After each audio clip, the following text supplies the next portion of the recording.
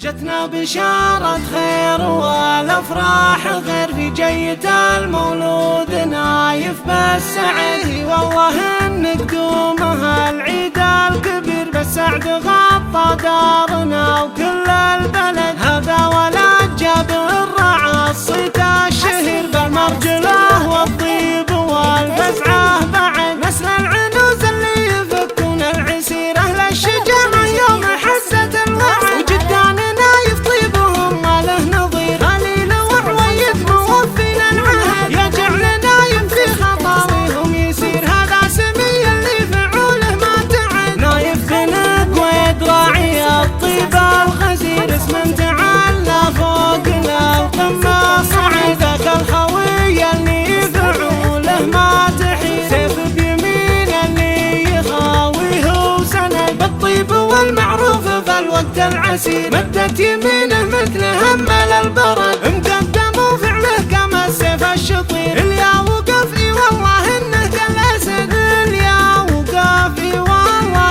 انه كالاسد ولينا خنايف يجي من هالبشير يبشر بعزه ويبشر بكل السعد من رؤوسهم للخاوي درعهم نصير شجعان من كبيرهم لين الولد يالله عسى مولودنا مثله يصير ياخذ من افصاله ومن علمه بعد يالله عسى مولودنا مثله يصير ياخذ من افصاله ومن علمه بعد ياخذ من افصاله ومن علمه بعد جتنا بشارة خير والافراح غير في جية المولود نايف بالسعد والله ان قدومها العيد الكبير بالسعد غطى دارنا وكل البلد هذا ولد جاب الرعى الصيت الشهير بالمرجله والطيب والفزعه بعد نسل العنوز اللي يفكون العسير اهل الشجاعه يوم حزة الوعد وجدان نايف طيبهم ما له نظير قليل وعويد موفين العهد يجعل نايف في خطاويهم يسير هذا سمي اللي فعوله ما تعد نايف بن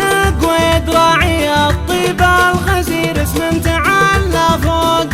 القمة صعد ذاك الخوي اللي فعوله ما تحيد سيف بيمين اللي يخاويه وسند بالطيب والمعروف في الوقت العسير مدت يمينه مثل همل البرد مقدم وفعله كما السيف الشطير اليا وقفي والله انه كالاسد اليا وقفي والله انه كالاسد ولينا خنايف يجي من هالبشير يبشر بعزه ويبشر